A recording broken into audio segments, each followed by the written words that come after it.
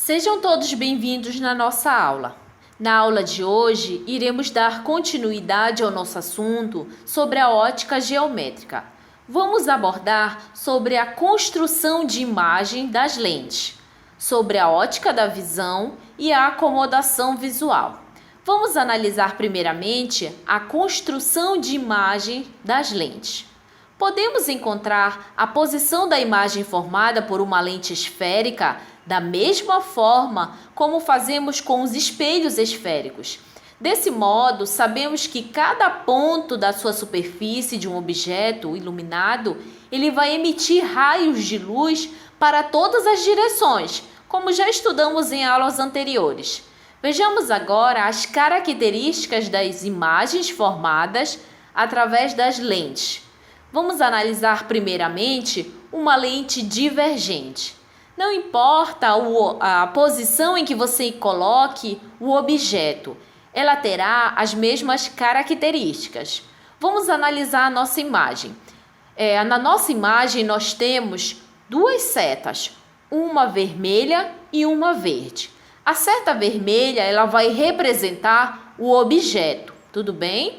E a nossa seta verde ela vai representar a imagem formada. Então, as características de uma lente divergente, quando o objeto está à frente dela, nós temos a sua imagem virtual, direita e maior que o objeto. Tudo bem? Vejamos agora para as lentes convergentes. Dependendo da posição do objeto que está em frente à lente, nós temos 5 casos importantes a serem considerados. Vejamos o nosso primeiro caso. No nosso primeiro caso, nós temos o objeto além do centro da curvatura. Então, preste atenção na nossa imagem, lembrando que as setas vermelhas, elas representam o objeto e a seta verde, ela vai representar a imagem. Então, as características quando o objeto está além do centro da curvatura, nós temos a imagem será real, invertida e menor que o objeto. Vamos analisar o nosso segundo caso. No nosso segundo caso, nós temos o objeto no centro da curvatura. Quando o objeto está no centro da curvatura, as características formadas do objeto será real, invertida e igual ao objeto. Ele terá o mesmo tamanho que o objeto. Vamos analisar agora o nosso terceiro caso. No nosso terceiro caso, como vocês podem analisar a nossa imagem, nós temos o objeto entre o centro da curvatura e o foco. As características da imagem formada será real, invertida e maior que o objeto. E para o nosso quarto caso, nós temos o objeto em cima do foco. Quando o objeto está em cima do foco, a imagem ela não é formada, ela será imprópria, ou seja, ela vai se situar no infinito.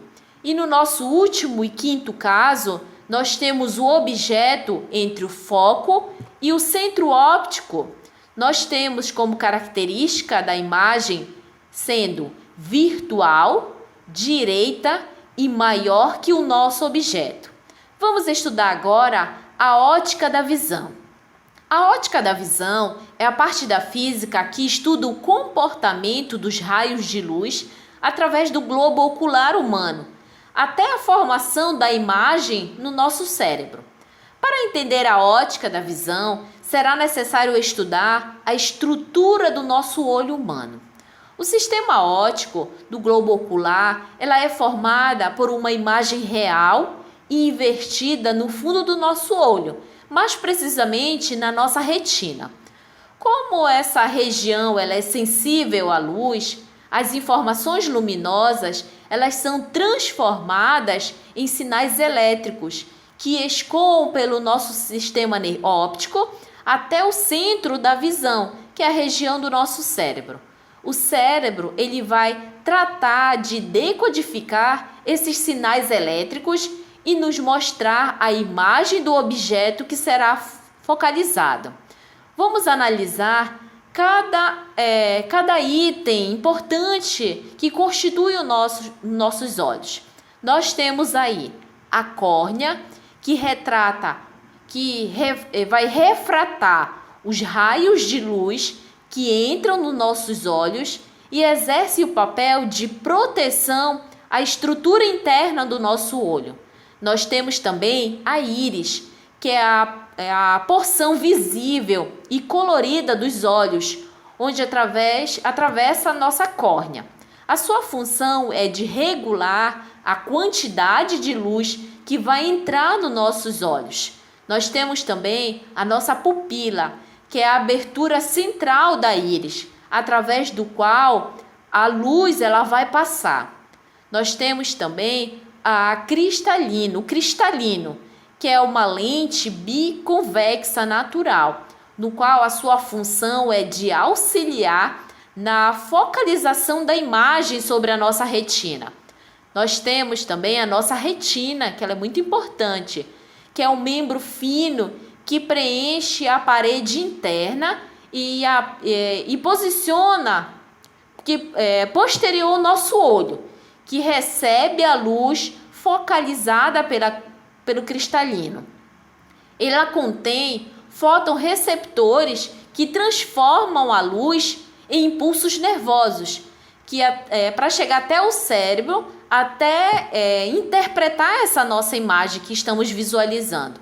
Nós temos o nervo óptico, que ele vai transportar esses impulsos nervosos do olho para o centro do processo, para processar no nosso cérebro, para a devida interpretação da nossa imagem.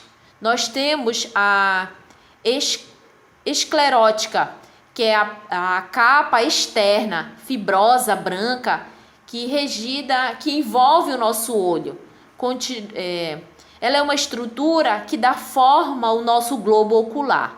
Nós temos o húmon vistoso, que é uma substância gelatinosa que vai transparecer, que preenche, ela é uma substância gelatinosa transparente, que preenche o interior dos nossos olhos, mantendo a nossa forma esférica, tá?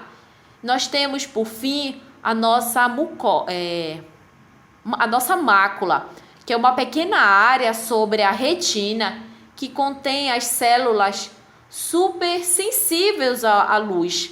É uma região que possibilita a visão em detalhes, tá? E para finalizar a nossa aula de hoje, vamos ver a acomodação visual.